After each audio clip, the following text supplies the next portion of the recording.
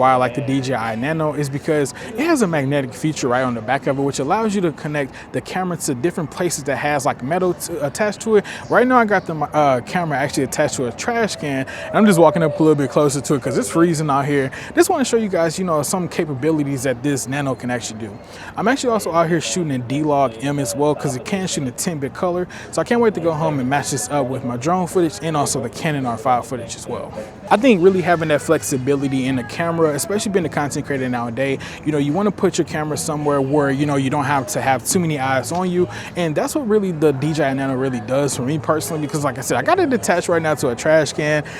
This is the only metal surface I had out there besides like a low table and everything, but also on top of that, the accessories that come with the Nano as well, it really makes it easy for you to do certain things. And it's like I'm out here in Westport right now, and people probably think I'm just talking to myself the whole time. They don't know it's a camera right here, but we're gonna go ahead and move our location elsewhere because I kind of don't like the camera being on a trash can itself. It's kind of weird. I think this is also another cool thing about the Nano too is it does have the ability to use like the DJI microphone connectivity feature in here as well. So right now I got it paired up with the DJI Mic Minis, and you know, it does come with an external screen, but however, when you do have your microphone connected, the screen definitely does become disabled, so you can't see the screen at all. But if I were to go ahead and disconnect my microphone, then you guys will be able to see the screen again, as it may say it on. I don't know if you guys can see that or not because I'm moving around, but yeah, that's something cool about it. I got yours in there that I can follow you real quick. What's your name on there? MARKUSV123. Alright, let's see. Right here? Yeah. Alright, cool. Appreciate it, man. Yeah, no problem at all. What kind of watch is that? This right here is a Lucky 4 watch. I just picked it up. They sent this to me like... Lucky 4? Yeah, Lucky 4, yeah. It's been all over and everything. You can buy one, get one free, so yeah, it's pretty cool, yeah. That's the brand? Lucky yeah, Lucky 4, literally Lucky 4, yep. Okay. It's spelled just like that, LUCKYFOUR, so cool. Pretty cool, yep. Right on, man. All right, man, you have a good one, no problem. You too.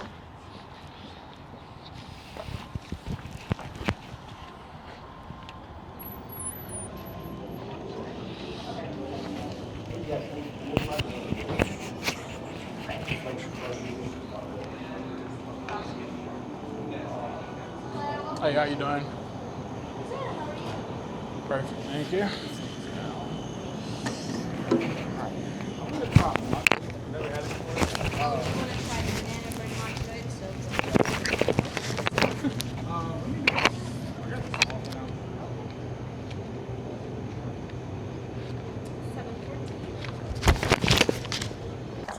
I didn't get the chance to do too much of what I really wanted to do today, but we got us some matcha. This right here is gonna be an iced banana bread matcha from Starbucks. Yeah, it's my first time trying matcha, but let's go ahead and see what it tastes like. I called my sisters, they told me that matcha tastes like grass, and I believe them, but I'm nervous. Let's do it. I'm nervous. Oh my God.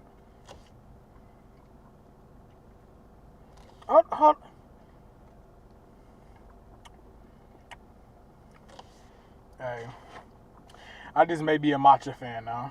This is fire. They told me it tastes like grass. This is fire. Alright, you guys, so we're back at the studio and everything. And honestly, the DJI Nano is probably one of my favorite cameras I personally am able to use when it comes down to testing my actual creative abilities, right?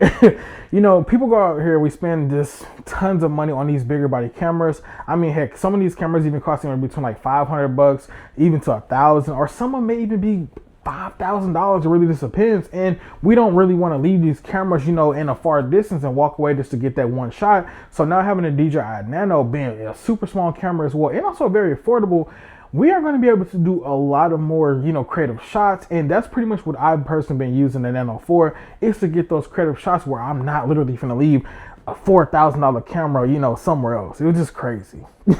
Now, the DJI Nano does have a 1/1.3 inch sensor inside of it. And I was like, bro, I said, this sensor is super small for this type of camera, but it makes sense. It's a DJI product. And if you guys have been seeing the DJI Osmo Pocket 3, you know, sensor and quality that it has, bro, y'all already know the smaller sensor really doesn't mean anything at all, because you got some good lighting and you got good content. Hey, that camera is fire.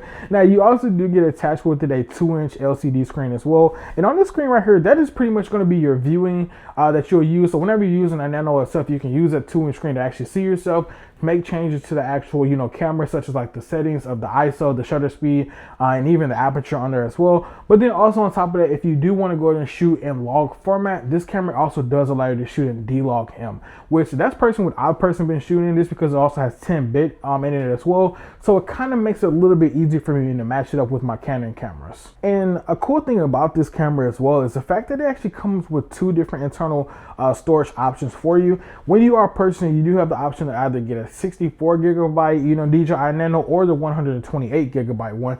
That's pretty much the biggest differences between both of these. You don't get different accessories from either or. I went ahead and got the one that had 128 gigabytes in, just because, you know, hey, who wouldn't want more storage? And on top of that, I think the price difference at the time, because I got mine for $329, but I've seen it the other day probably for like $409. So, you know, hey, that price jumping up and everything, especially as more people are talking about it. But then I guess, you know, some other stuff that's maybe happening. But yeah, I mean, hey, it was like a $30 difference, I think, when I bought it. So I'm like, I'm gonna go ahead and get the 120 gigabyte option.